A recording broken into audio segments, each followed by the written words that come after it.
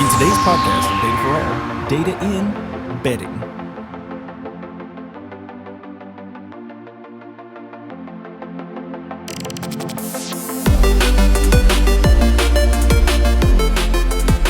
Welcome to the Data for All podcast. I'm Charlie Yielding. And I'm Charlie Apigian, where we want to empower you to think different with data. In today's podcast, ... Well, you're not supposed to actually read the ... Look, you wrote it.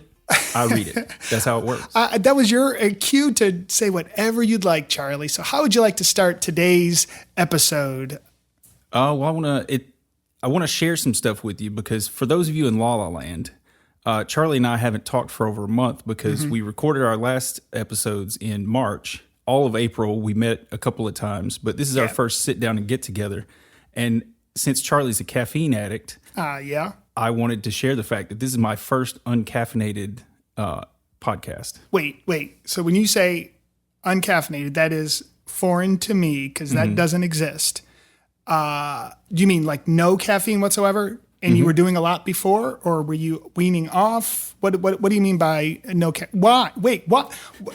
Why? Why? So is it short circuiting your brain, not thinking about no caffeine? I don't. Yeah, because I enjoy one thing in this world. Not one thing. One thing that comes from the earth, and that is coffee. I love my dogs. I love my wife. I love my kids. I love coffee. Yeah. You've expressed your love for that first morning cup of coffee. Yes, it is. It's why I wake up at 5 a.m. because coffee is right around the corner. It's sitting there waiting for you, right? So please explain. I'm assuming this is not a long-term thing. Please don't say that. So this year actually may be. Oh. So I started drinking coffee in 2016. And I went quite overboard with it. And I have an all or nothing mentality, we'll call it. Gotcha. You could also call it an addictive personality. And so once I found out the benefits of coffee, I went headfirst into it, not thinking about the negative aspects of it. So a couple of years go by, and May of 2018, I just felt discombobulated and kind of on a whim decided to go no drugs for the month of May. And not thinking that May is 31 days, and I could have picked February, which is only 28 That's a days. very good point. But the no caffeine, no alcohol, no nicotine, no nothing for 30 days because I have to prove to myself that I'm not addicted first, and that I understand how these substances impact me. And caffeine, it's a doozy. It is, and I did go a year without caffeine. What year I didn't go was this, without though? coffee. Wow. Probably, let's say 2013. Okay, so not so long ago. Yeah. And it was because I read somebody's book and they said, caffeine, just try to go without it and see what it does. I went all in on that. Really, I don't think I did any caffeine. Again, decaffeinated coffee, which means you're getting just a little bit. Decaffeinated means it takes out as much as it possibly can. But I went back probably a year later and haven't looked back since. I do not drink caffeine after a certain time of the day, or I try not to, and it's usually 12 o'clock. And I've mentioned that before. So I do sleep well. I don't do caffeine at night. I love caffeine in the morning. I am overboard. I do need to do some moderation. So how's it been so far? How many days? So I started on the 1st, and we're recording as of the 6th, and this comes out on the 16th. So I'll be halfway through by the time you guys are listening to this. But this year was actually better than any other year. So back in 2018, when I first started doing it, I figured it up, and I was drinking about 900 milligrams of caffeine a morning. 900. So in an 8-ounce cup of coffee, which is what they normally say, even though I never have had an 8-ounce cup of coffee. How many milligrams of caffeine do you know? I think there's 65 milligrams, or is it 90 milligrams? It's 90. It's 90. Okay. Yeah. Oh, so you're setting me up on that. I'm setting you up. I know the number. Come on now. Fair. So it's 90. So I was drinking easy 10 cups of coffee. Okay, 10, and so that could have been 8 or 7 cups of 12 ounce. Because I'm always a 12 ounce. I think. So wow. I measured it in pots back then because I was drinking drip coffee. And so when I did this the first time in 2018, it took me almost a week. And I had no expectations of, like, I wasn't drinking much back then. And caffeine was the only real vice that I had going at the time. And it laid me out for a while. Did you get headaches? I got really bad headaches immediately. I was irritable, very, very irritable. Gotcha. But that went on for about a week of just like barely being able to keep my head up, and eventually I got over it. But I learned some things, because one of the things I make myself do when I take this break is I journal every day. I talk about my day, like what I do, but then I also talk about how I feel. And what I found is that before I started this, I was getting really, really irritable or hard to deal with around 5 o'clock. And I was like, initially I thought it was the caffeine crash. Yeah. But what I came to find out during that period of time was that I was also not hydrating properly either. Because as it turns out, and this is very important for everybody listening, caffeine or coffee does not hydrate you. That is exactly right. And I didn't know that. And so I thought I was getting double whammies with, like, I was getting to caffeinate and hydrate at the same time. I was like, look at all this liquid I'm drinking. I know and I'm guilty of that. And actually, we've got an episode coming up, probably at the beginning of June. That'll be about wellness and nutrition. And Sherry Traxler is the person that we'll be bringing on for that. So I was listening to her podcast, and that was the first thing she did was say, do not think that drinking anything with caffeine is water or hydrates you whatsoever. You have to assume that is actually the opposite, because it can dehydrate you just as much as it's a diuretic. So that's sad, right?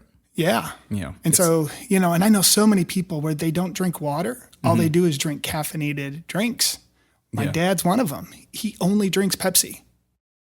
Well, your dad's also 80 something, so I don't know if that's a good example. Yeah, but he went a lot of years of doing that, and now it has caught up. It will catch up to you. So I bet. Notice I'm doing this transition here. Bet. So, I always have to now make sure that Charlie knows I'm doing a pun, because we know in home automation he didn't hit home with the joke. Another pun there, but I'm going to bet that by May 31st, you're ready for caffeine again. So the way it's worked every year, that has been the case. Like, because I do really like that first bit of coffee in the morning. It's like it's a good jolt. But through the journaling, I'm really learning that it's not just the caffeine that's the problem. It's the caffeine that enables the behavior that's the problem. And so when I should be getting tired in the evening, I've still got juice left, and so I wind up staying too late, and it's impacting my sleep. However, this year, or for the past few years, I've tapered off of caffeine every single year, because I'm just like, this is too much, this is too much, this is too much. And so this year, I do a quad shot in the morning, which is about 240 milligrams of caffeine. Okay, you're talking about like espresso? Yeah, espresso. Okay. Yeah. And so I've been doing that, and this time it only took me 3 days. So Monday wasn't that bad, because Monday was the first. Tuesday, terrible. I went to dinner with my family, and I was literally wanting to put my head on the table. So I just went out and sat in the car. We came home, and I immediately went to bed. Oh, geez. And then Wednesday I felt kind of like in the middle somewhere. But then Thursday, Friday, and then now Saturday has been really good. Like, so right now I feel good, but a big part of that is without the caffeine, I've been getting tons of sleep, which I've looked on my sleep app. And I was going from an average of about 6 hours of sleep a night, which is okay for some people, but I think I need more, to 8 hours plus. Oh, wow. And I'm feeling good. Yeah, I'm definitely 6.5 to 7 hours a night, and I think that's my sweet spot. And in hearing, what is optimal sleep, but usually for people it is between 6.5 to 7.5 hours. If you get more than that, that just means you're above the average. That's not like a lot of people need 8. A lot of people need 5.5 to 6 too, and that's when they feel optimal. When I hit 7, I feel like I'm most rested, and my Aura Ring now says that, and it's really cool to see the data on that. So I could never do the May one. Why not? Well, there's this thing in the middle of May, not Mother's Day, but has to do with maybe the day I was born. And these days, I need to be drinking on that day. To be able to deal? Every year you get older, and guess what this month is going to be? It's a happy one? It's not. No, when I turned 40, I was like, about time. I got 4 kids, got a great job, a beautiful wife. I'm 40. Yeah. 50, I'm just like, God darn, man, I got another gray hair. My back hurts a little bit more. I'm not taking it well. I'm not. We were talking about this a little bit earlier because I just make the get up and sit down noises, and you're at the point where you're making the bend over to pick something up. Oh, noises. I make it's not a noise. It's a grunt. Oh. It's a, I'm sorry, people at home for that one. That was awful. But yeah, I do notice that. So all right, let's not talk about the doom and gloom of the big 5-0 coming. Oh yeah, that's okay. It's okay. When this comes out, I will officially be 5-0. You can't even say it. Oh, geez. It's awful. It's awful. It's not. Just had a son get married. Yeah. Congratulations on that, thank by the way. you. I'm so, what a great wedding. 25 people at it. That's the way to go. Have the people closest to you. You know, we don't have a lot of family down here in Tennessee. All of ours are up in Michigan. The bride, her family's in Hungary. So, it was the perfect number. My son, gosh, he just won the district championship in baseball. Baseball's almost over for high school. He'll be graduating. We'll have no more kids in the K through 12 space. My wife will officially move up. I mean, what a month. Yeah, no, that's the And more it you start includes talking. the 5-0 in it. It's like, oh my gosh. I mean, when June hits, I'll tell you, I'm going to act like it's a whole new area. And I'll be drinking a cup of coffee with you on June 1st. Well, so that Decaffeinated, maybe. Maybe this time around, I think I might stay away from it because it does enable me to have more energy later in the day when I should be sleeping. I do like that, and I might even follow you in that. Definitely not in the month of May. Yeah, don't come around me though when you stop drinking coffee. You need to go detox somewhere else. I will wean myself off of it. Okay. I will not go cold turkey. I think, but I'm down to 3 cups. I probably drink 500 milligrams if I was to say, because I drink a 12. bad. Yeah, I drink probably 3 12-ouncers for sure. So that 36 ounces times, whatever, it works out to about 450, probably to 500. And I don't drink other caffeinated drinks. Yeah. If I drink a ginger ale every now and then, I'll drink an unsweet tea. I don't do it often. And the one I make at home is decaffeinated because I usually drink that at night. And then, of course, beer is very safe to say. So you bring up the alcohol. And that's actually my main concern this year. So we had a pandemic a few years ago. Yeah. And a lot of people picked up drinking as a habit. Yeah. And I got into I don't binge drink, but I drink too frequently. And that leads me to drink more. So I'm conditioned to drink a 6-pack at a time. I'm conditioned to drink a whole bottle of wine at a time. And then I'll usually stop after that. But if I open a bottle of wine at 10, I'll be up to 1 drinking it, and that's not good. And and that's why I don't buy bottles of wine because you're afraid they're going to go bad before you finish them, so you finish them. Well, I don't have to fear that because the second I open it, it's going to be gone in hours. All right. Well, we're going to help you with that one because I do think that I can't drink more than 2 beers in a day. Well, And that's a good problem to have. Yeah. So what I've decided is like every year I come out of this with a different goal, and so this one is I limit caffeine, like you were talking about, no caffeine after 12, and so I do the same thing. And this one's going to be no alcohol after 8 p.m. unless there's a situation and I have to be able to sleep in the next morning. Gotcha. If I have to get up, I can't drink past 8. Yeah. Yeah, I think the one thing I started doing in the last year I want to give up is drinking in a non-social thing. Like come home and have a drink because I need it. I want to not feel that way. I'd rather say I want to go home and go for a walk than I need a Weller 12 or something like that. Yeah. I have friends that can come home and do a glass of wine and be moderate, but I'm not a moderate person. And that's just that I have to understand that about myself so I can make the right decisions. Yeah. No, that does make sense. I am definitely a moderate person. Can't go to excess and things except, I guess, beating my body up and running. And it's about the only thing I do in excess. So one of the things that I do pride myself on is that I'm not addicted to betting. I got right back to it. We tried it before, and this time, so you're not a bettor. I'm not a bettor. I can't stand to lose money. Okay. If I play a hand of blackjack, and I like say I'm playing with $60 and I go all in, and they take my $60, Yeah. I get angry. So that is what I think we've termed this already. It's called the data perception. The data perception. Yes, and I think this is real. Like I have a hard time losing $5 too, but I will be happy to spend $5 on a coffee Oh yeah. or $10 at a movie, no problem.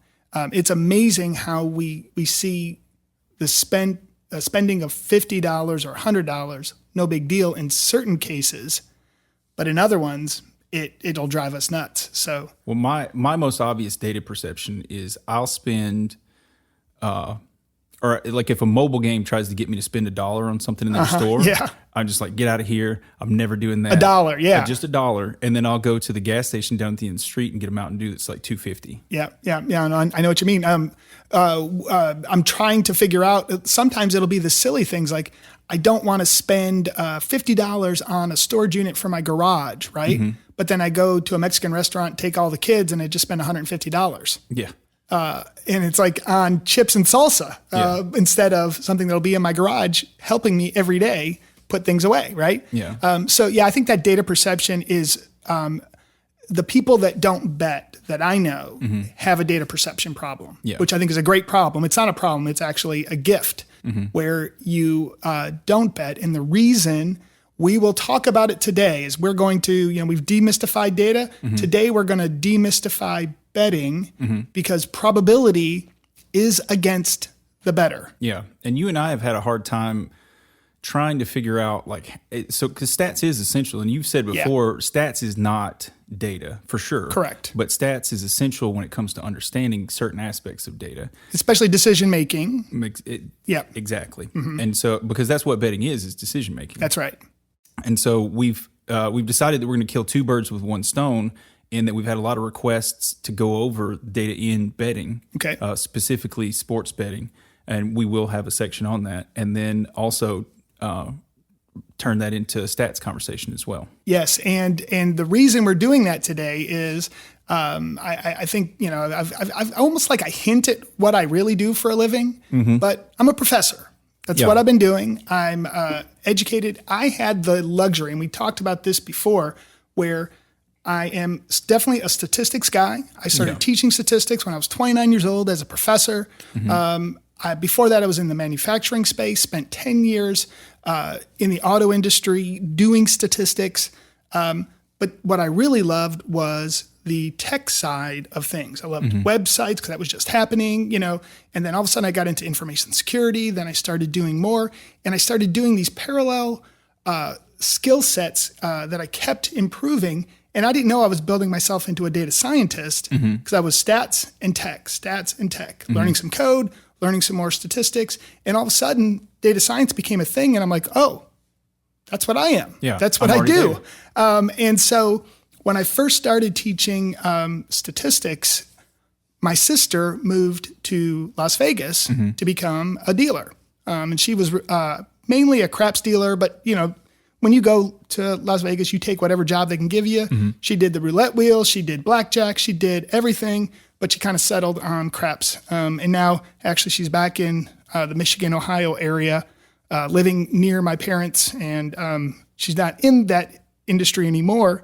But when that happened, I started using betting or things that are in a casino, roulette wheels, blackjack, as ways to teach probability. So where should we start with that? So I think should we start with the gambler's fallacy and Sure. then go from there? We can. I do want to start with something even before that. Okay. I'm going to set this all up. This is going to be, I think, like a PSA, public service announcement for everybody. Have you ever been to Las Vegas? I have multiple times. Are those small buildings or are those incredibly large casinos? They're incredibly large casinos that are designed to keep you energized and unaware of the outside. Yes, and they didn't build that with other people's money. They built it with your money if you're the bettor. So there's a lot of money that stays in Las Vegas. Yeah, I think that's the. I think everybody understands that on a basic level. Yes. But then when they think about themselves, they're like, I can make a difference, or I can be different from the average. And the reason a casino wins is because math is hard, and we don't understand the math behind the reason we do not win. In general. In general. Yeah. And of course, we understand, the basics of it. So, with that, I think the first lesson that we can come up with is the gambler's fallacy. And why don't you start that for us, Charlie? So the gambler's fallacy is it's the idea that eventually your number's going to come up. And that's the best way to put it. So if you flip a coin, like this is the way that I learned it back in stats in college, is like if you flip a coin over and over and over again and say you get heads 5 times in a row, what's the likelihood that you'll get tails, or like what's the likelihood you get heads the 6th time? It's 50-50. It's 50-50 if, of course, both sides are exactly equal in terms of weight and all that kind of stuff. So let's forget about all that. But from a theoretical perspective, 100%, it is 50-50. So I want to point out the fact that you brought up that it's got to be equal on both sides, because it does change things slightly, but that you've clearly taught this before. Yes. And I've had those kind of conversations with a 19-year-old saying, wait a minute, what if one side is? Yes. I'm pretty sure it sounded like this. Well, actually. Yes, there you go. And that's when I can quickly go to that. But the point is, if you were to flip a coin from today until infinity, it's going to be 50%. Every single time. Every single time. And they're independent. 50%. 100% independent. So the word independent means no matter what has happened in the past, the next event, which is a flip of a coin, is only based on what's happening at that moment. Okay. So you're telling me that when I'm in a casino and I've played on the same slot machine for an hour, that the next one doesn't have a higher likelihood of hitting? If it is based on just probability, no gaming it behind the scenes. Sure. Absolutely. There is no way that just because it hasn't hit for an hour, the next time or the next hour it's going to hit. Well, I have seen people go through slot machines or through the slot machine rows and kind of like examine the machines, and they're like, this one's due. This one's due. And that's how they choose. It's not due. It's due from today until infinity. But infinity could be 10 years from now. Yeah. It could be a year from now. It could be an hour from now. And to your point, though, that's taken out the fact that it is set up as a game, and it's programmed to do certain things. That's right. Now, so we're assuming that in every case it is the chance of luck. In other words, if I flip a coin and I do that and it's heads, that was 50%. If you think about chaining things together, this is important today. When we chain events together, event means I flip a coin, 50%. What's the probability of flipping a coin twice and getting heads both times? That is 2 events happening one after the other. And this is when math gets hard. Then what you're doing is you're saying 50% for the first one. Independently, it's 50%. But if I'm trying to predict the heads and then another heads, it's 50% times 50%. Okay. So you multiply the 2 events together. Okay. So there's a 25% chance of getting heads and then another heads. Okay. So math aside. Okay. And this is going to. You got to keep reining me in because I'm going to go to the math. Yeah. So this is important if you like parlays. It's like there's a compounding, or like I guess you call it a decreasing chance of actually succeeding in predicting. That's right. A chain of events. The longer the chain of events are. That's right. And I think before we get to sports betting, let's stick with the casino because it's the easiest way to start. And how about roulette? Because to me, that's the easiest to start with. So roulette's the game with the wheel and the big betting board. It is. And so there is red and black, all the way around. And there are 36 usually. The American version, there should be 36. And then there are 2 green. One is 0 and one is 00. So 38 possible numbers on a roulette wheel. And then with that, when you spin, you're putting a little ball on there, and that's how you get your number. So With that, now I think in Europe there's only one green. Okay. So there'd be 37. So Europe is nicer. Europe's casinos are nicer to their people than ours Technically, they are. Now, with that, why would the house win? What do you think? are. Well, you've already told me. So how about you tell everybody else? Okay, well, we'll do that. So the first thing is, if you think about that, there are 38 possibilities, right?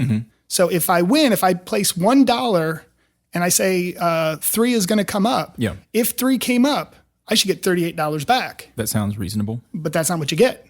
What do you get? Whatever their odds are, which is usually 35 to 1. So they're taxing you. They're every- taxing you. So you automatically lose. Okay. So no matter what, you will not win as you sit down. Now, it's not bad though. You basically, for every dollar, you lose 5 cents. So in other words, it's 5% probability difference between what you should get and what you do actually get. So the 50-50 bet it's not really 50-50, but as close as you can get to 50-50 in roulette is a red and black bet or even odd. And so what do double zeros count as even? I guess not, right? When you're doing black and red, Yeah. the 0 and double zero make it where it's not 50-50. It's slightly less than 50-50, but that's kind of that 5% tax you're talking Yep. about. Yeah, Those zeros make it to where the house always wins. That's right. Because remember, there are 18 black numbers on a roulette wheel.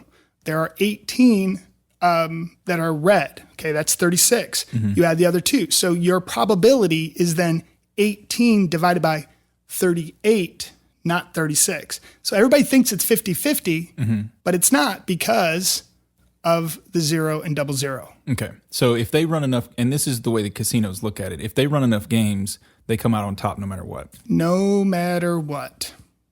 That's right. That sounds very casino. That sounds very casino. So if we take, should have done the math ahead of time, but I'm going to do it now. 18 divided by 38, that is 47.36%. So that's your probability of getting a red or a black. Okay. So then if they give you 2 to 1 on that, right, and for every dollar you bet, they give you $1, then you are still going to be out In the end, you'll in be the out. end, just Yep. that little bit. But here's the part where I can understand how people enjoy playing the games, and roulette seems like a fun game to play. Crap seems fun. I know blackjack is fun. I mean, people have fun gambling, and that's fine. But you have to go into it knowing that they're going to take your money. They're going to take 5.26%. The reason I say that is because if you take 2 divided by 38, in other words, the 0 and double zero, that is 5.26%. No matter what, that is what makes the difference. And so with that, if that's what you like to do, go for it.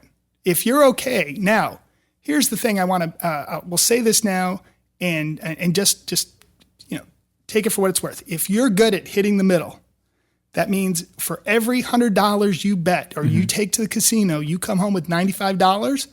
Well, that's a good day, right? Yeah. Because I had fun. I was around a bunch of people. And let's say I brought $1,000 and I lost 50. All right. Well, like I said, I've spent more at the Mexican restaurant in an hour than maybe losing 50 in 5 hours at a casino. If that's entertainment to you, that's great. Yeah. The problem is it's not normally distributed. So normally distributed means most people hit the middle and then very few hit the highs and the lows. Yeah. A casino is set up so that there's more highs than middle points. Yeah. And there's a lot more lows. So it's like a reverse bell curve. It is. And so we call that bimodal. In other words, Bimodal. 2 highs, basically, one at the top, one at the bottom. So you either lose a lot or you win You come home with a lot a couple money. of times. Okay. And there's no in between usually. And if you are good, if you come home with your money, you're not the norm. So in psychology, there's a concept of intermittent scheduling, and gambling is intermittent. So those 2 times a year out of maybe 50 times gambling where you come home with money, just fuel going back. Yeah. Yeah. Oh, absolutely. It's why people that are terrible at golf go and play golf because they hit it once and that's it. That is exactly how I play golf. If I hit one good shot, I'm good for the day. Yeah. See, I just don't ever hit a good shot, so I never want to play golf. And so, but that's another one. It's like people are willing to go spend $150 to go play 18. Well, Well, hey, if my dad's a great example. The man loves to gamble. Loves. does he? Oh my gosh. He loves to gamble. He loves to play cards. He would go and play blackjack or baccarat is another game he likes to play all day long. But he is methodical at how he does it, and he loses more than he wins. Sure. He'll tell you the opposite, but he doesn't lose the house. So for him, it's entertainment. It's his. He always said it was his slush fund. Yeah. And he had this big wad of cash, and it would get a little bit lower, then it would get a little bit higher, but it always stayed separate from how he paid the bills. Like he could maintain it. He did. Yeah. And so never sports gambling with my dad, just cards was his thing. And so does that make a little bit of sense on the probability side of it? You're automatically losing 5.6%. I will say this, when it comes to slots, those are programmed. Remember, those are computers these days. There's no mechanical There's ones. no random number generation in the program. It's just straight, like you will pay out at these periods. Well, I say there's no. But It is. And you know what? If you notice when you go, it tells you the payout these days. A lot of them will say, we pay out 98%. The normal amount is they take 3%. So if you put $100 in, you should expect to get 97 back over time. But that's where the gambler's fallacy comes in, because if you look at a machine, you're like, it pays out, and if you watch somebody play it for an hour and they lose, and then they get up and walk away, you're like, I'm going to walk over to this machine and it's going to pay me because now I'm due, or it's due. Yeah, and remember, the way it works is it takes all your money every time, but one out of a balloon moon chance you win big. Yeah, you get it back. And then a couple times they throw in a couple of smaller ones that you win to keep you going, right? But most of the time you lose. So you don't normally have the patience or the money to last long enough to get the big win. No, on slots, I definitely don't. Yeah, and so that's why most people people love to lose money on slots. Yeah. And again, on average, they pay out 97%. Okay, so we've got basically 95% for roulette. We've got 97% for slots. The one card game we could probably talk about that's real easy to talk about is blackjack. Yeah. Real quick on the slots, though. I remember the very first time I went to Vegas, I was tripped out. And so for those of you who love slots who are out there, I'm not attacking you. I love you. But if you have a card that holds your money and it's attached to a little key dongle thing, and and you're sitting to a machine and physically attached to it, I judge you. That's fair. It feels to me like they're attached by an umbilical to the machine, and I was so weirded out the first time I saw it because I just saw rows of people who just had that string going from their body to the machine. Yeah.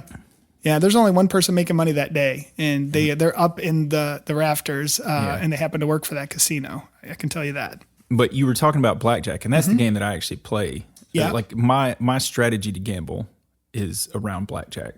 And if that's it, you're probably at the best odds of that. Yeah.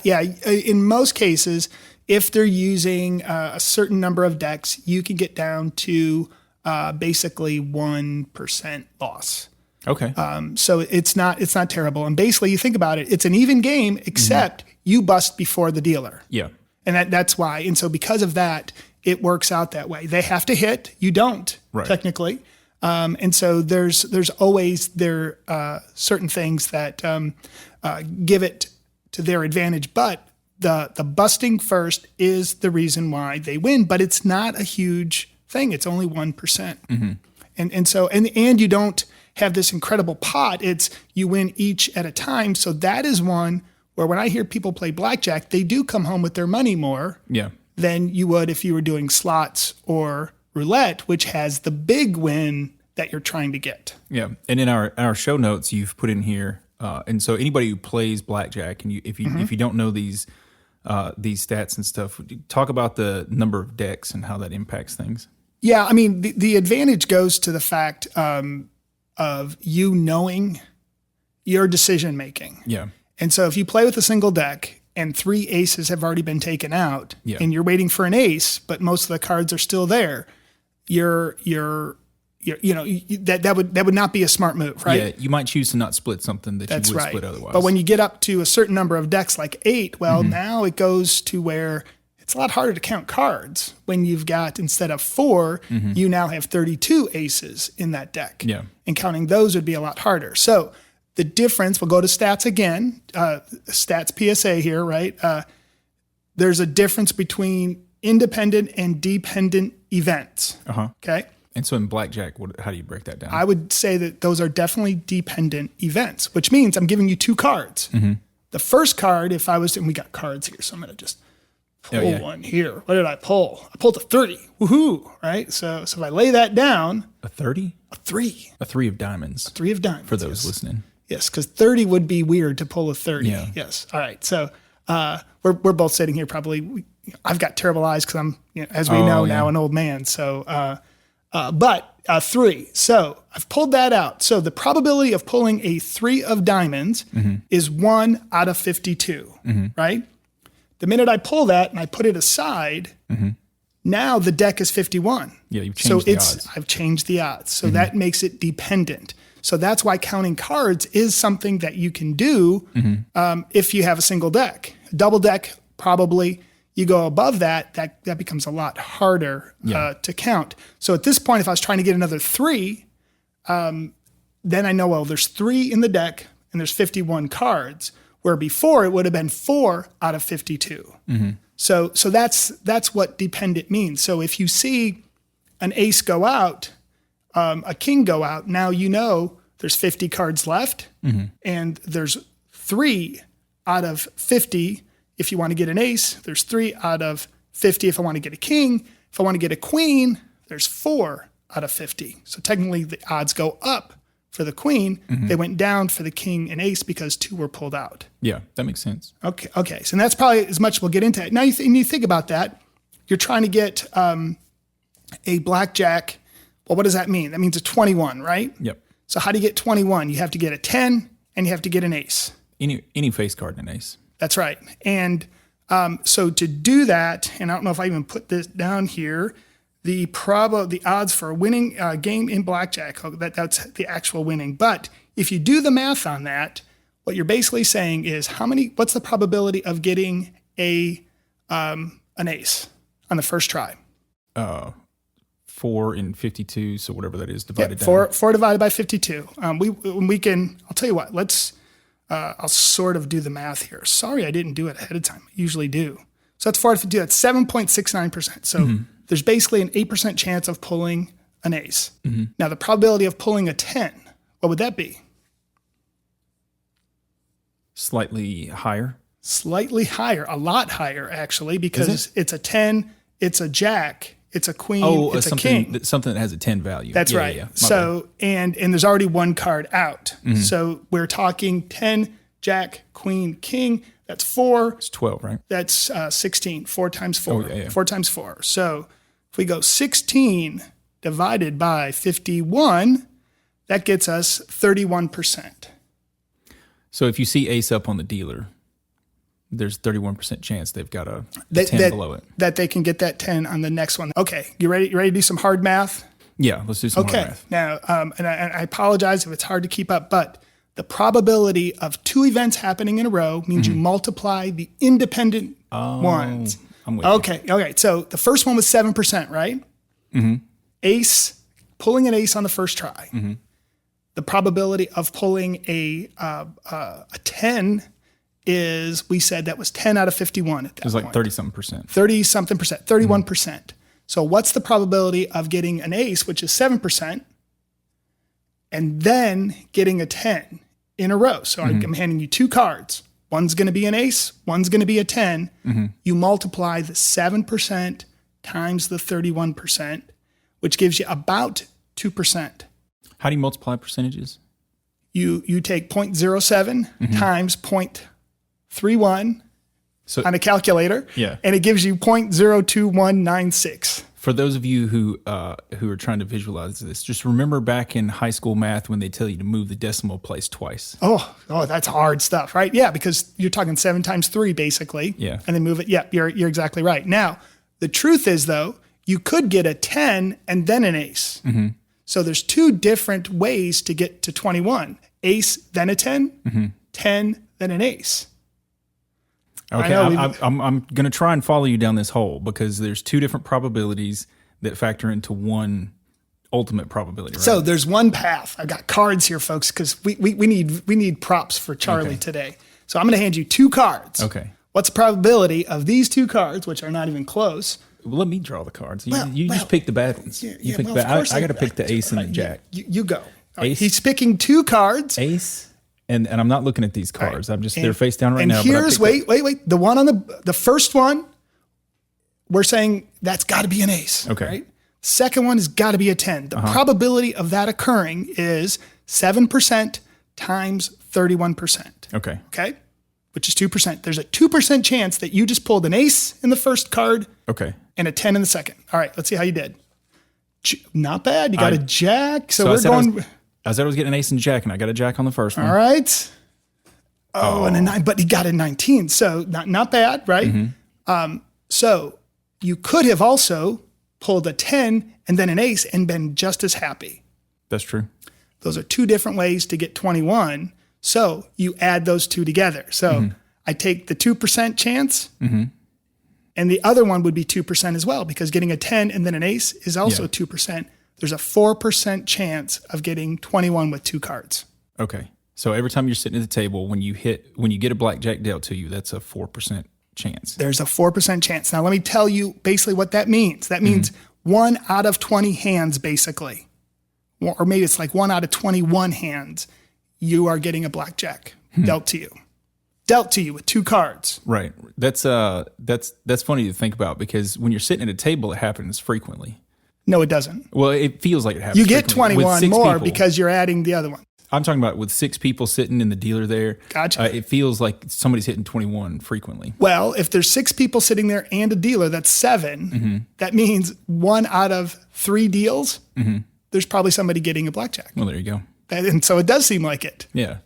So that leads me to believe that I can do that. That's right. And that's why people lose their money. Yeah. But I do think blackjack is one of those where people can usually leave close to their money more than others. So I only gamble when I go on, now as an adult, I only gamble when I go on trips to Vegas and the people I'm with, that's how they want to hang out. Gotcha. I'll watch people play high stakes games like they'll go play like $100 hand blackjack. I find the casino that has the $5 single deck tables, which is usually the Hooters casino or old Vegas. Oh, that's why you go to the Hooters casino. Yeah. But I'll sit there, and in Vegas, they'll bring you beer or they'll bring you whatever you want from an alcohol perspective. And my goal is to last longer than the alcohol would cost. That's and what right. I mean by that is like when I leave, if I take $100, I play long enough to have drank $100 worth of alcohol. Okay. You know what I do when I go to Vegas? I go somewhere and I drink $100 worth of alcohol instead of betting. I have fun. I like the concept of just like trying to outlast it. So I turn that into my own little game. It's a good game. And then usually when I've had enough, that's when I start going all in. Now, do you get, if you get the free buffet to go with it?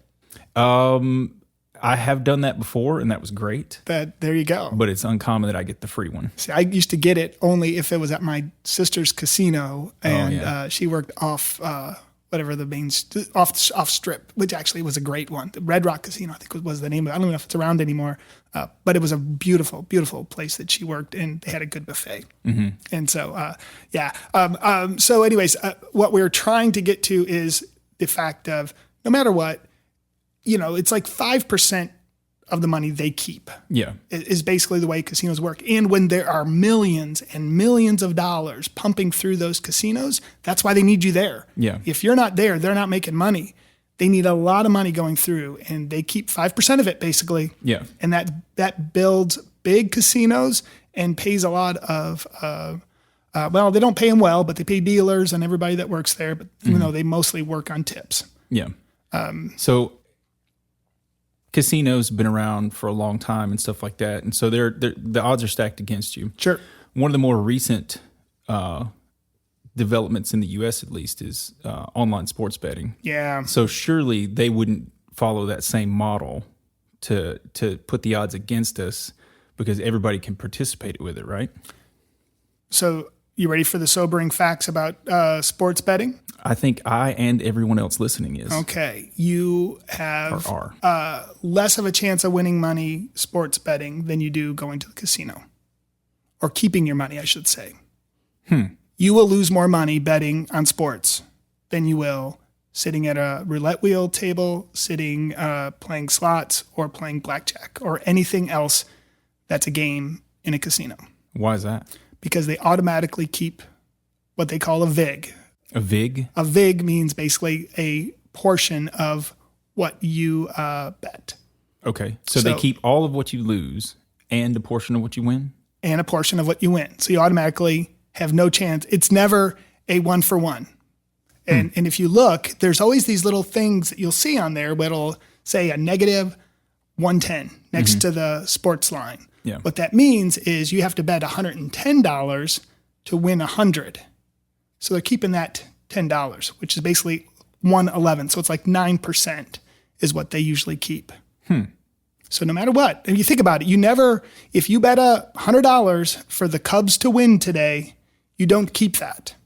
Or you don't get the $100 extra, you get $95. Yeah, you And get you're happy with that, you right? get whatever you win minus the VIG. It's like a service charge, right? Yeah. And that's, That feels greasy. well, that's always been that way. You think your bookie is giving you 100% back? Well, the last time I talked to my bookie, never, he didn't explain that to me. Yeah. Now, I went on a sports book today. I used, by the way, the incognito browser. Oh, yeah, so we can get the so ads and that I stuff. don't get the ads afterwards.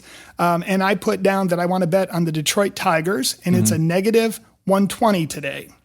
So what does that mean? That no means idea. if I bet $120, I would get 100 instead of the 110. So it's even more money that they are keeping. So if I put in $10 to wager, I win $8.33.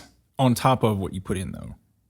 Is that what you mean? Yes. So if I gave them $10 and the Tigers win today by 1.5 runs or more, because that's the line, they're going to give me $18.33. 10 of it's mine, and $8.33 is technically theirs. The winnings. The winnings. Yeah. If I bet on the Marlins for 1.5 runs today, that one right now is sitting at 126. So I would bet $10 and get $7.94 in winnings. So you know what? I just you keep up with baseball this year? I do. So you know about the rule changes and stuff? Sure. And how umps are pressured right now in a big way Oh, to very make much correct so. calls. So with sports betting, do you think that there is pressure to get rid of umps because they're making so many bad calls that are costing people money? It'll be interesting to see what happens in the next couple of years Yeah. because it's getting that much better there was a game last night where everybody's seeing the rectangle around the strike zone, and the entire crowd is booing the ump because it was less than a centimeter outside of that on the screen. Yeah, but a machine or somebody sitting in a booth watching that box could make 100% correct calls all the time. That's right. Yeah, that is a tough one. And so, yes, it is interesting to think about that. This year's I'm not into baseball anymore, but this year is fun to watch. Like I've got a YouTuber that I watch named John Boy who started off just lip syncing like arguments and stuff or not lip syncing, reading lips and telling you what they're when the manager gets in the ump's face and they're yelling at each other, he's telling all that stuff. But this year is exceptionally awkward because umps are just tossing people left and right. If you look at an ump wrong, they're tossing you out of the game. Yeah, you can't argue balls and strikes. Not in the least. Yeah, it feels like the umps are extremely sensitive this year. Yeah, and I think I do feel bad for the MLB ones. I mean, hey, I've watched 30 some high school baseball games this year, and they're human beings back there. Yeah, they're just me that does that for a side job, you know. And it is unfair. One guy, it was actually a district playoff game, and he was born in 41. So think about that. That's 82. so he's got great eyes. Oh my gosh! And he kept losing the count. So he would say ball 4, and it was like, no, that was only 3. He's like, is it? And he would go check 2 books, and he would do his best to make the right decision, but he was lost. during it. And it was like, if somebody could just bend over there keeping a thing, his balls and strikes were great. He could see still well. The man obviously was incredibly experienced, but there's still an element of the human factor until you get to those major leagues. I mean, we're going to make mistakes no matter what. Absolutely. Even in the majors, you make mistakes. Unfortunately, now, just like in every other sport, like the technology we have to make correct calls is there, but the sports seem to be fighting against it. Like basketball refs. Oh man, they need to be gone. Like somebody needs to be on the floor to blow a whistle when somebody tells them to, but they just need to be out of there. We're at that point. All right, I want to help people with something. I'm going to make the difference between a spread and odds. Oh, good, because I don't know this. Yes, so a spread is pretty easy. You either baseball and football. If there's a spread, that's the number of points they're willing to give you to make it even. Yeah, that makes sense. So if it's again, my amazing Detroit Lions are going to be favored this year, let's say, to beat the Green Bay Packers. Is that true? I think it's going to happen. Yeah. At home it will, for sure. Oh, no, come on. Aaron Rodgers is gone. The Lions are amazing. Dan Campbell's the greatest coach of all time, according to my son and me and everybody else in Detroit. Okay. So let's say it's a case and they are favored by 7. Let's assume that. That means Green Bay is a -7. Did I get that right? Yes. And then the plus would be a +7 for the Lions. Okay. Okay. I'm pretty sure I got that right. I know I'm sure. So basically you're giving 7 points. So if the game was tied, I'm sorry, not tied. Let's say the Lions won by 7, then the bet technically is a tie in that case. But if the Lions win by 6 and you bet on Green Bay, you win. Yeah. And then if it's 8, and that's why when you see a lot of like 7.5s, that means nobody will be. Ain't tying. Yeah, that's right. There's no tying. Yeah. And that's actually a good thing. If you look at almost all of the betting that you could do for the MLB today, the Major League Baseball, it's all 1.5s. It's a lot of 1.5s. So they don't want to push. So they're setting a line. That is the spread. That is the line. When you say push, that's also a gambling term. That just means it's even. Yeah. Yeah. Now, the odds are what I was talking about before, which is where you have to bet $110 and you keep if you bet 110, you get 100. And that's like 2 to 1 odds. Well, no. How does that work? Yeah, and I'm using the word. I'm sorry, I'm not the expert sports gambler because I don't bet. I'm sitting here today. I've never bet on sports. I never bet in a casino, and I've never bet on Powerball or anything like that ever. So why? When you're a stats nerd, you don't do that stuff. Yeah. But it's it's how much you wager. It's the amount you have to wager to win. Okay. So that you'll see is if it's negative, then that means that you'll get less back in winnings. So if it's a negative 110, that means if you bet $10, you get basically 9 back. Okay, so you get $19 total. Yes, because you get your money plus the house plus the sports bet money. But if you see it as a plus 110, that means if you bet $10, you get 11. Okay. So the plus means you get more money back. So you might say 11, you get 21. Sense. So negative, you get back less than the amount you put in winnings, and then positive, you get more than. So if somebody's a plus 800, that's a lot. Yes. Okay. Yes. So we were talking about betting on the fighters, and a fighter I know back from where I came or where I grew up in Tupelo, he had a fight in Bellator, and I want to say he was a plus 800. Yeah. And that was ridiculous. I could have won a lot of money. And you think about it is odds, right? Because that means it's 8 to 1. 800 for every $100. If you think about it that way. Okay. That makes a lot of sense. Yeah. So 200 would be 2 to 1 odds. Yeah, it was really those negative and positive numbers were really confusing me. You know why they do that? To confuse me? To confuse you. Yeah. That's exactly right. Now, you want to get really confused? I'm already there, but go ahead. And I apologize for, it's kind of hard to do it through audio, but I think we're trying our best. The dumbest bet you can ever do, and I'm sorry, I'm just saying it as it is. I'm not the least statistically aware. The dumbest thing you can do with your money is parlay. Is parlay. Well, okay.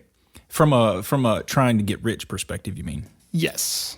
not from a have fun today. Right. Or I'm going to have fun by literally giving my money to somebody and having no chance to get it back. Okay. And that's not true. Like, let me ask you this. There's a 50% chance of winning a game or picking the right winner. Okay. So we're going to bet on 3 games today. We're going to bet on the Detroit Tigers to win, Okay. the Miami Marlins, and the New York Yankees. Are they calling them the Miami Marlins now? Yep. Or at least they are on this. Yeah, they are. There's no Florida Marlins anymore. They're Miami. I think a couple years ago they switched that. Neat. So 3 different games. Let's assume exact 50-50 odds for each Okay. one. Okay. The probability of Detroit winning, 50%. Miami, 50%. New York Yankees, 50%. Okay. The probability of Detroit winning and Miami winning, what would it be? 25%. Because you did 0.5 times 0.5, right? That's exactly right. All right. So the probability of Detroit winning, Miami winning, and then the New York Yankees also winning on the same day for your bet. Yeah. What's the probability of that? 12.5%, right? 12.5% because you took 0.5 Yeah. times 0.5 times 0.5. That's 1 out of 8, right? 1 divided by 8 technically is 12.5%. That means you should get $8 back if you bet 1. Yeah. You know what you get? No. 4. So you get half what you should get? According to the sports betting site I'm on right now, yes. And that's about what you get. So you get usually about half of what you should in a parlay. So I see what you're saying now. So I wouldn't necessarily call it dumb because a lot of people like parlays, but if you're trying to make money off of a parlay on a consistent basis. You could have instead bet on the Detroit Tigers, Then the Miami Marlins, Okay. and then New York Yankees, and brought home more money. So that goes back to what you're talking about earlier with the coin flips is like you've got independent games and independent bets that you're making dependent on one another. That's and right. that increases the odds and reduces your chance of winning. Yeah. But on top of that, the sports betting books or whatever we call them, they're not even paying out what they should be paying You know why? because they like money. And math is hard, and you don't follow the math. You said that. You know, because the truth is, if it paid out, let's do it as $10. So let's say I bet $10 for those 3 teams to win. If that's the case, then and it's 1 out of 8 chance of me getting that, because you still include the line in that. They still include the 1.5 runs they're giving each one of those teams. So technically it's 50%. If they paid you 7.5 or, for your 10 that you put in, okay. Or, for every dollar. So $75. That'd be more like what the casinos do, right? I'm wondering, I'm looking at online betting, and so they are basically paying you half of what you should. And so, there's, tough. yeah.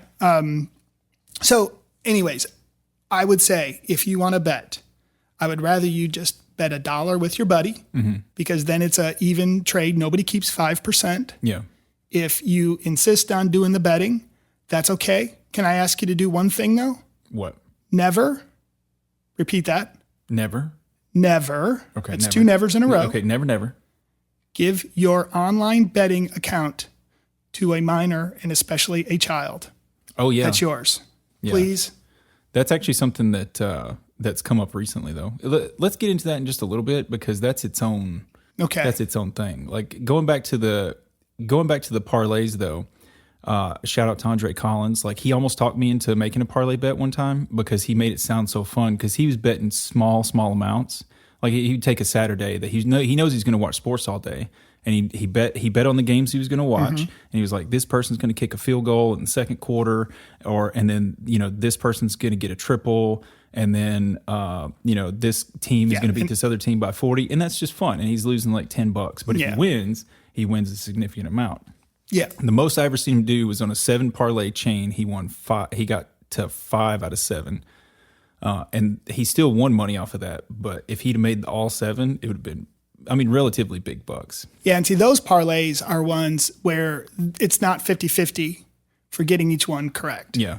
Somebody hitting a home run happens 1 every 8 games. Well, then it's a 12% chance of that person getting it. So the first probability that's part of the parlay is now 0.12 or 12%. Yeah. Then, that's different than 0.5 times 0.5 times 0.5 and so on. Yeah. So okay. that I wanted to say that, but now let's get back to the predatory nature of sports books. And so it's a recent development in the U.S. that we can have online sports betting. Up until like how long ago was it? Doesn't seem like it's been that long that we've been able to do it. Yeah, it's some states have had it, but as a nation, it hasn't been that long, and so a lot of business has popped up around it. Right. Because it's a website, it's easier to run, it's less overhead because you don't have the physical casino you have to walk into. And a lot of times, there's also fantasy basketball, baseball yeah. on those as well. makes So sense. it kind of makes it feel like a family-friendly kind of thing. That's true. But apart from paying out half of what they should pay on certain bets, they're also targeting minors. It feels like, at least, because when you give, like on my side of things, like I play a lot of video games, and so I watch a lot of video game streamers and stuff. And over the past few years, like DraftKings has been a big sponsor. Yeah. But I have, to this point though, I'm not going to call out DraftKings specifically for the predatory behavior. They are advertising, which feels gross, but they're not paying people to play on their sites on stream, where there are other sports betting companies that are.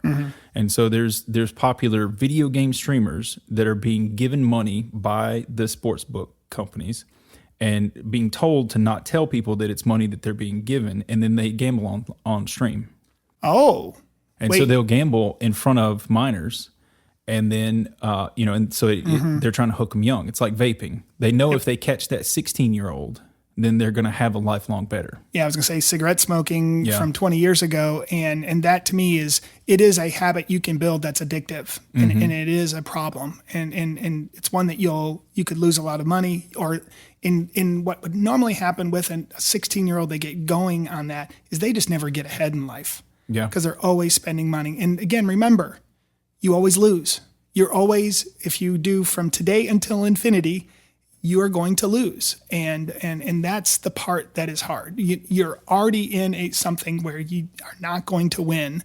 And to create that in a 16-year-old, to me, I just, we apologize for being a little preachy here today, but we've heard too many instances where even my wife came up to us while the two of us were talking about this, and she's like, my friends let their kids bet online. And I was like, whoa. I mean, I don't even let my kids buy a jewel for one of their games, because I'm always afraid it's going to lead to 50 jewels and other things. And so the betting thing, I just grew up where, man, you don't give away your money, and that's giving away your money. I think it can be controlled. Like I do think it's fun. I know I did it one year where I bet the over under in wins for the Detroit Tigers when I was in Las Vegas, when I was there to visit my sister. And all season I kind of watched that, and I'm rooting for the Tigers to win a little bit more than I normally would. Yeah. For the $10 that I put down on this bet, when it was something like 50-1 odds, or that would have been to win the World Series. For them to win the over under, it's basically 1-1, right? Because if you're at 80, maybe it was 80 games they're supposed to win, you're rooting for them to win 81 or more. Yeah. That was kind of fun. I'm good with those kind of bets, or the ones where you bet that your team's going to win the championship, or you put your a couple of dollars in the office pool for the NCAA tournament. Don't let your kids bet online right now, even if they get the $50 thing and say, that's what they're going to have. You still got to put a credit card in. Yeah, you got to put a credit card in. If you use this popular YouTuber's code, you get an extra 50 after you spend another 100 and stuff like that. And so they're incentivizing playing for sure. But there's a difference in the types of sports that people are betting on too, because 16-year-olds are not usually following baseball for an entire season, but they do follow esports. And you can completely bet on esports now. Oh. And there have been several scandals. Pete Rose is never going to be in the Hall of Fame because he bet on his own games. And there are people in esports that are getting in trouble for the exact same thing. And so there's always the chance that somebody's going to throw a game because they've got money riding on that and they can control the outcome. Yeah. Now, I mentioned the NCAA tournament. Do you know the odds of picking the perfect bracket? So I do, but just because my friends and I were talking about it, and it's close to the same odds, or from our brain's ability to comprehend it, it's close to the same odds as dealing the same 52 card deck in a row. Like the same order of cards is similar Yeah. difficulty as like picking a perfect bracket. Well, again, if you assume it's a coin flip for every one of the games, and there are 68 games because they have the play-in games now. So there's technically Play-in games? play-in games. So instead of saying the 8th seed is Villanova, Villanova has to play another team to get to the 8th seed, and then they're in. So they're like wild card stuff. Yeah. Okay. So technically, it's not 64 teams; it's like 68. Okay. So there's, I think, 68 games total. If you have to include the play-in games, but just that means you have to do a coin flip and be correct 68 times. That's 0.5 to the 68th power, which according to, I think I was looking at ChatGPT when I did this. It's 1 in, I can't even say it, but basically 9 quintillion.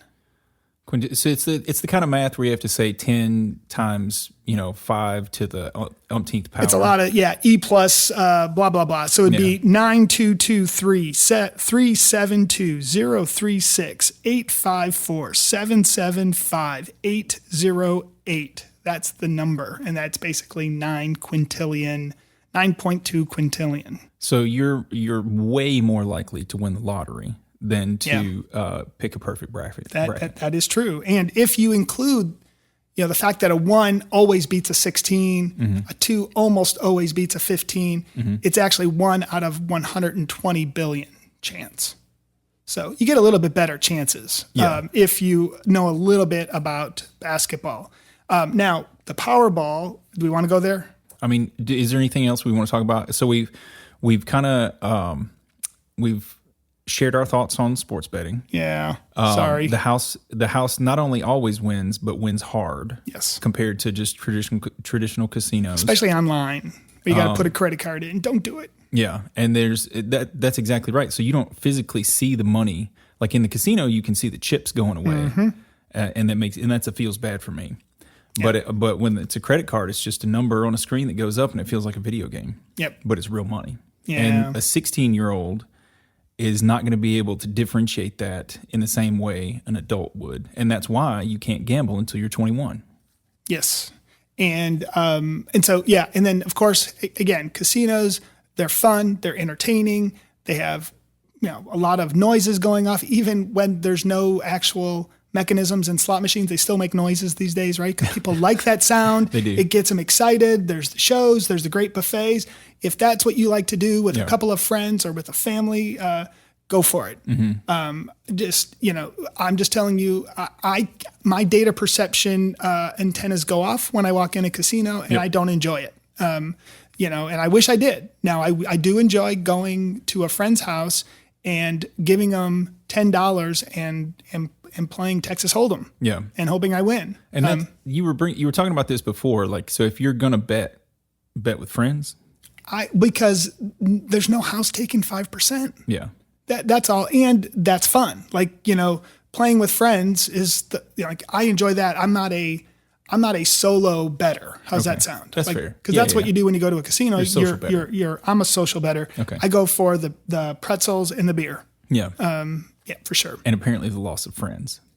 Loss of friends because I'm the data guy, and they all go, "Oh, we lost to the data guy. We don't want to play with him again." And I'm like, I don't know how to count cards. I don't try to count cards, I should say. Yeah. But being in academics, most people are very conservative. So if I just start betting a little bit harder, they all fold. Yeah. It's pretty easy. And that's most casual players are that. And I guess I watched my dad way too long, who was very aggressive in the way he bet. And so I'm not saying I'm that aggressive, but you got to work to play cards with some people. That's right. So, but anyways, for entertainment, go for it. Again, remember, you're always going to lose 5% ish on any game. You're going to lose about 10% on any sports book. You would be 50-50 if you bet with friends, but you're going to lose 10% for sure. If you're going for parlays, you're going to lose a lot more than that. Yeah. About 50% of your money for sure will not come back to you if you were to use parlays over and over again. Sure. So parlays are not for making money. Parlays are for having fun. Absolutely. Okay.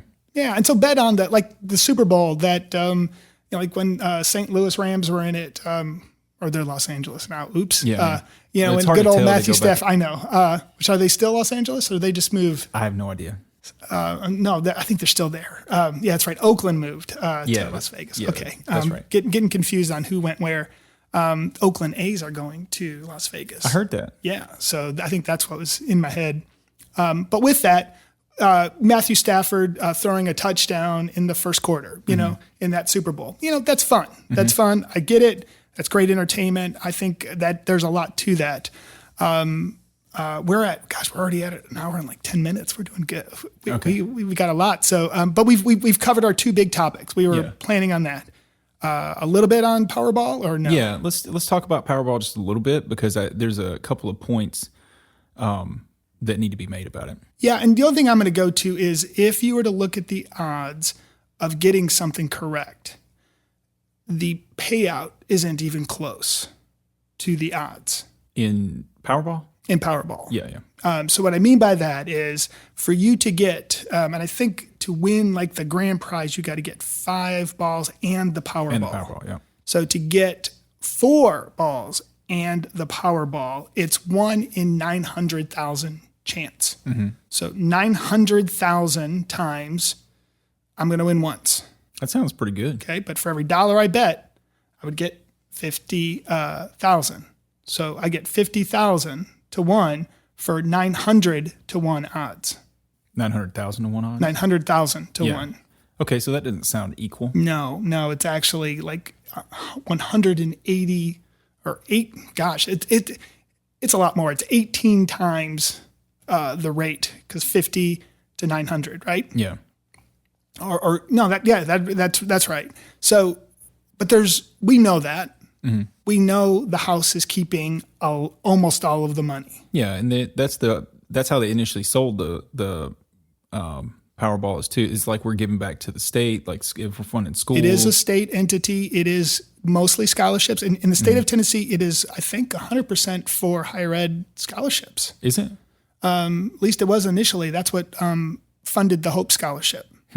So in the state of Tennessee, you can get, I think it's between $1,700 and $2,250 per semester for everybody that just fills it out and meets criteria for keeping that scholarship, the Hope Scholarship. That is funded by our lottery. I didn't know that. Yeah, and that's been maybe 10 or so years, and it's funded a lot of kids. So that's a great thing. So that's one where, hey, I'm not going to blame you for putting $5 or $10 in when the Powerball is at $1 billion or 100 million. Go for it. You're not going to win, but there's one out of, let's see, a $292 million chance. So one chance out of basically everybody in the population of the United States. Yeah, it's just getting picked randomly as a citizen of the United States, and that's the chance you win the lottery. That's basically it. Okay. So, there's a chance. There's a chance. There's a lot of people that win $1 million. And there's basically 11 million out of 1 for that. So that's pretty good odds. That's basically the state of Tennessee is 6 million people. Is that right? So it's 2 Tennessees. We're not a huge state. I think the total is like that number. So I should stop rattling off numbers if I don't know them. And there might be, I might have to go and do some edits if I'm wrong, but I thought it was around that number. I don't know. All I know is the greater Nashville area. Well, I've got the ability to find out, so I'm going to do that while we sit here. But anyways, Powerball is one where what you hear about it, and it's always it's controversial to say this, but it is a tax usually on people that can't afford it. Yeah. No, it's a tax on the poor. Yeah. That's not. I don't know if that's necessarily controversial because if you look at there are studies of mean income versus how often you buy lottery tickets. And wealthy people are not buying lottery tickets. Yeah, and it is a little bit of just the way it is, and so we understand that. I don't think I've ever bought a lottery ticket, ever. I've never bought a lottery ticket for myself, but I've bought some for my wife because she's one of those that when it gets up to $1 billion, she'll spend $5 or however much it is on And five tickets. it's probably even a good, present to give somebody. Get, for $5. Hey, if they got something, that'd be great. By the way, it is 6.975 million. So I was in the ballpark. Good call. You were still under, so Price is Right rules. That's right. And if we go, let's see how. So it was 5.7. So it's up 1.2 million in the last 20 years.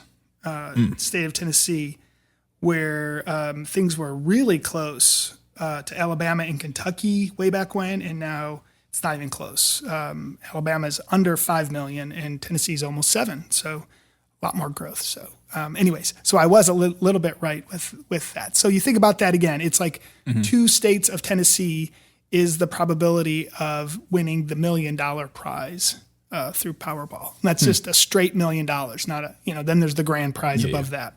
So there's a chance. There's definitely a chance of winning those. So I feel like I've learned a lot. Like I've had a relationship with casinos that at least I understand from my perspective, and that's like bet low, single deck blackjack. That's it. But then I didn't know anything about sports betting, and that because they're throwing a lot of money into advertising. Yeah. And I thought it was if you want to have fun placing bets on sports, then you could win some money. But I didn't realize that they were stacked even more against you. And even if you win, you come out less of a winner than you would otherwise. And then on the Powerball side or the lottery side, that's a pretty straightforward thing too. And so, what do you think that the goal of going through this is to empower people to make correct decisions when it comes to betting? We empower you to think different with data, right? There you go. It is. First of all, some people might say, well, it's only 10%. I thought it was a lot more. You just never know people's data perception. Yeah. So I think we're introducing a new term there, but I think it is important to just understand that it's not 50-50. Yeah. No matter what, you're always at a disadvantage. Yeah. And you have to be willing to accept that. Yeah. You are, and think of it in a way of, what is your real goal? Like we always love to talk about this thing called a goal. Your goal is, when I watch sports, I have more fun when I bet a couple of dollars. Yeah. Well, if you bet 2 or you bet 100, if you're doing it to make money, stop.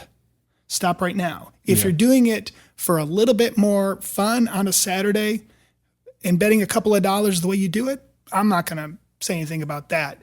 You are not going to make money being a gambler. Yeah. It's just, you're not.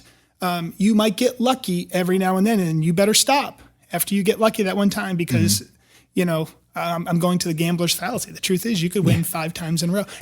So I like, just to kind of close out, like if you're going to bet, have fun and bet with a better understanding of how everything is stacked against you. Yeah.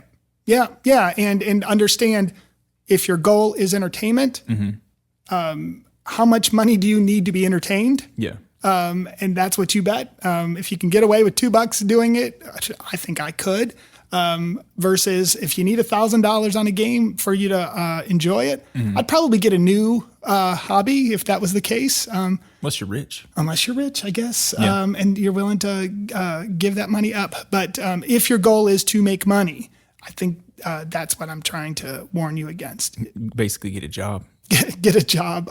Hey, just spend, buy a bike, go for a bike ride. I don't know anything else, but thinking that you're going to beat the house. Yeah. You're not going to. Yeah. You might as well invest in an up and coming tech firm.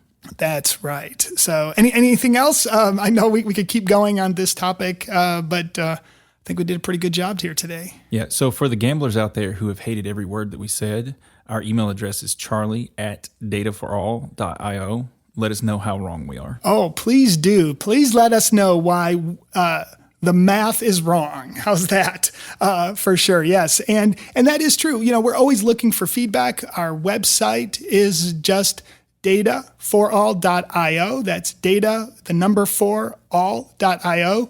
And we've been getting some great feedback lately. We're going to share that in our next episode, which is number 20. Yeah. It's going to be wrapping up season 2. Yeah, so for us, that means 40 weeks because we're doing this every 2. So we're getting close to the 1 year. Yeah. Looking forward. That'd be number 26.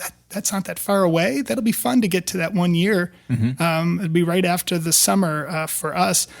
So yeah, I think with that, please, Charlie at dataforall.io, or of course, just go to dataforall.io and you can see us, definitely can see us on the socials. And please, please, please do us a favor and hit that subscribe button. We'd love for you to get annoyed by us every 2 weeks with new things about data. And anything else, Charlie? Nothing. All right. And so I noticed, by the way, we're wearing our Nashville SC. We didn't even mention that. Shirts. We're big soccer fans today. We're both going to the game later today. And so I guess we need to wrap it up so we can get off to that game. Yeah, we'll get to the game and get rain on. That's right. And so for the Data for All podcast, I'm Charlie Apigian. And I'm Charlie Union. And until next time.